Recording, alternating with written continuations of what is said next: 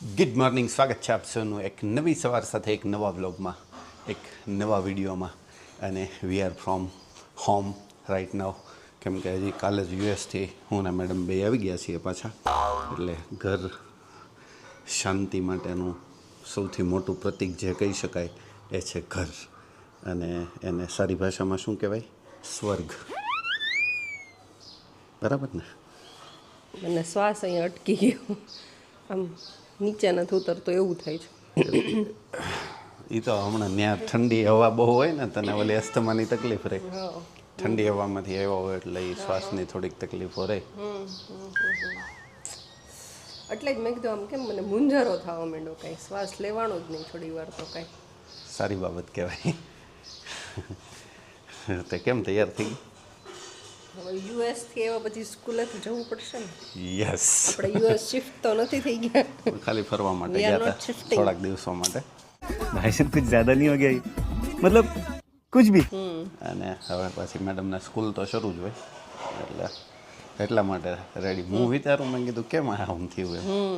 આજ પાછું ક્યાંય જવાનું છે કે શું એમ? હા એમ, હા હા દેટ્સ વાય બરાબર ઓનલી. છે. કેમ કે એ બધું પ્લાનિંગ મેડમે ઓલરેડી કરી લીધું હોય. બરાબર છે. કપડાં વાસણ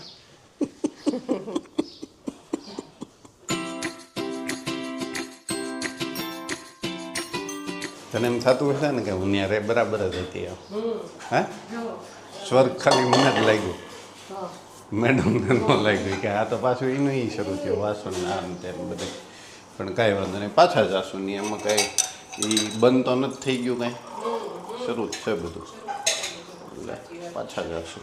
ચલો મેડમજી, બાય બાય. હું પાછો એક દુબઈ આંટો મારતા હું, बराबर.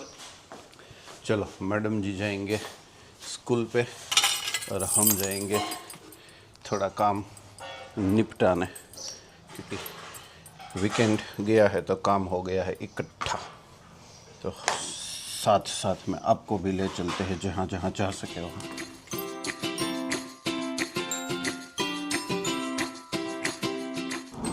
चलो, बैंकिंग सेक्टर ना काम हो गया है ख़त्म.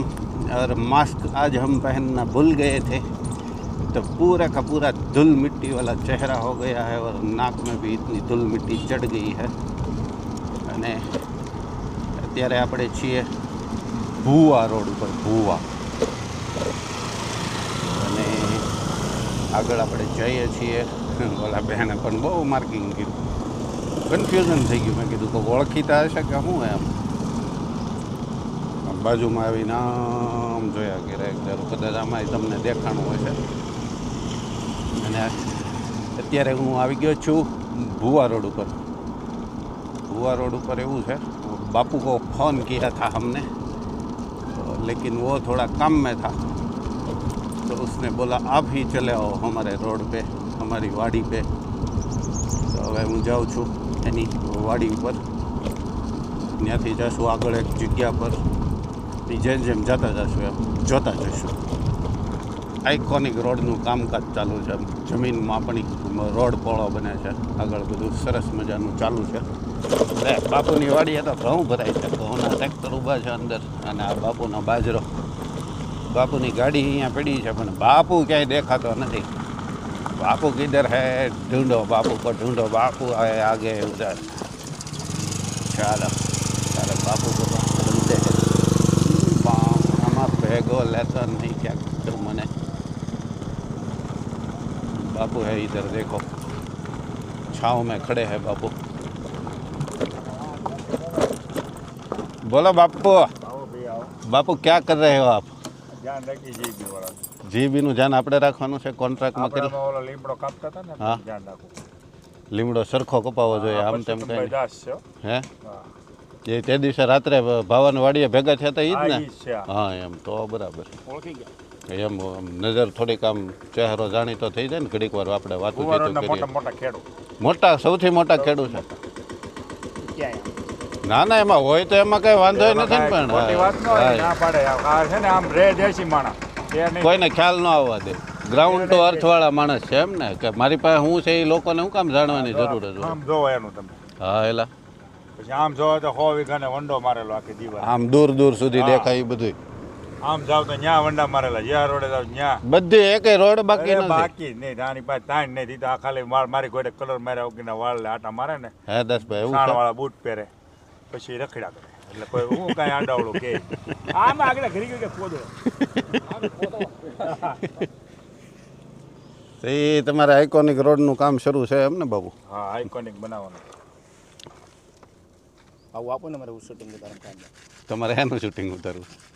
તમારે ડ્રોન રખાય દાસ તમારે 100 વીઘામાં આ કેમેરો કાંઈ કામમાં ન ડ્રોન આવે. રખાય ડ્રોન તમારે મોટું drone લઈ લેવાય. તમે વોવડીએ બેઠા બેઠા જોઈ લે ઓલા શું કરે ઓલા રિમોટમાં ડ્રોન ઉડાડ્યા કરાય ને જોયા કરાય. સીધો જ ન્યા પાછી ઊભું રહે બેટરી ચાર્જ પૂરી થવા આવે ને તો બીજી બેટરી ચડાવીને પાછું એક આને ઉડાડી દે. મોટું લઈ લેવાનું છે ઓલું હેલિકોપ્ટર જેવું આવે આ એ બધું થઈ જાય એમાં એ આવે જ છે ને ઓલામાં. ભાઈ નામે ભરજો ફોર્મ 50% સબસિડી. આ સબસિડી વાળું ડ્રોન એ મોટું જ લઈ લેવાય. 60% 70% બૈરાવરના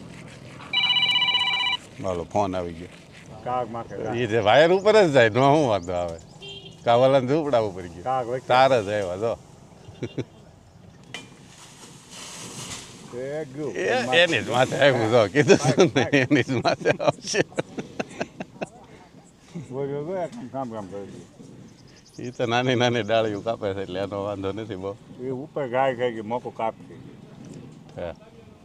શું ભાવ છે ભંગારનો ત્યાં આપણે વાળી ગયો તો ઓલી પીવેસી નો ભાવ જોલે રે જોલે બધું પડી 500 કીધા કે કેટલા કીધા? 25 રૂપિયા કિલો 500 માં ઠેક 500 નું માણ મેં કીધું 500 રૂપિયા ભંગારના થઈ ગયા એટલો બધો ફુગાવો થઈ ગયો શું મને એમ થયું. હારા લોકોના 30 રૂપિયા છે. हम चल रहे हैं गाड़ा केड़े ये है बाजरी और ये है हमारा गाड़ा केड़ा. यस देव भी आ रहे हैं बापू भी आ रहे हैं सब कोई आ रहा है. अभी हम जा रहे हैं बापू की वाड़ी पे. आज से आज आ देखाय नहीं ईद છે મકાન એનું આગળ અંદર છે ત્યાં કંઈક ટ્રેક્ટર હા આપણે વાત થઈ ને આની પહેલાં જોયું જ હતું. ટ્રેક્ટર શરૂ છે ઘઉં ભરવાના.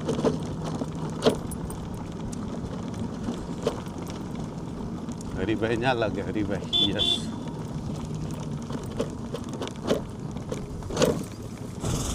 ઓપનર ચાલે છે ઓપનર બાળકો સાથે. આ અમારા બાપુની ઓરડી છે ઓરડી. ગાડા કેડેથી સીધા ડામર કેડે. આ છે જૂનો ભમોદરાનો રસ્તો. જૂનો નહીં નવો જ છે આમ તો. હમણાં ભાઈનો એટલે નવો જ કહેવાય ને જૂનો ન કહેવાય. વાહ ચીકુડી વાહ. આમથી આમ ને આમથી આમ અમારે બધું અહીંયા જમાવટ વાળું ભાઈ. એ ભટકામાં ક્યાંય માંડ કરીને થયો છે કેમેરો. માંડ કરીને જ કહેવાય. વાહ પાણી ચાલે છે. ભેંસવા હે ભેંસનવા ભેંસનવા વેવાય લાગે.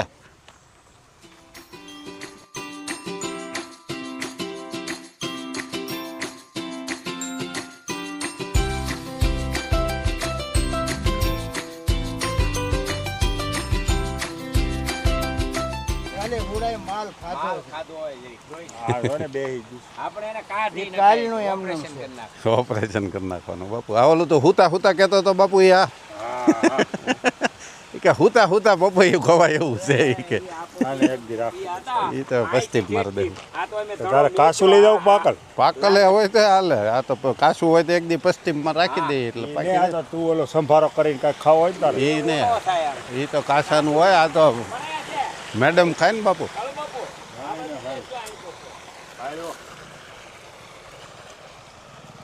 આ તો અમારા મેડમ ખાધા કરે છે હમણાં. એ ઓલું છે ને એને કાર્યક્રમ. મેં કોઈ દી કીધું નથી એને હાથે કરે બધે. દેખાડ્યા કરી જો જો એમ એને મન થાય જો હું મારી ફિટનેસ બતાવ્યા કરું ને એટલે મેડમને હમણાં છે ને થોડુંક લાગી આવ્યું છે કે આમ ન હાલે કે હું એકલો આ બધું ફિટ રહું. આને એક દી રાખું પછી બસ તો બસ હવે કોઈ વધારે કાપતા નહીં. હવે ઉતારવાનું છે આપણે બળે સડવાનું એટલે કાચા હવે કાઢતા નહીં હવે. કાચા હવે પછી એમાં શું થાય પછી ખરાબ થઈ જાય પીડા પીડા. પપીતા ખાખરી પર ઓરિજિનલ પાકલ આપણે ઈ એક જ પપૈયો છે ગવાની ઘોડે ઠેક મેઇન વાત ત્યાં શરૂ થાય છે ઊંચી. એ બાપુ સિસ્ટમનું છે એ પપીતું. આ ઓલું નીકળ્યું, શું કહેવાય એને? હાર્વેસ્ટર.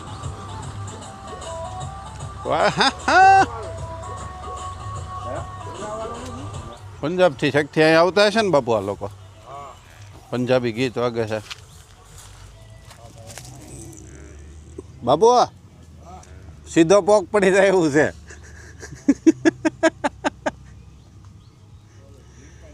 જુવાર.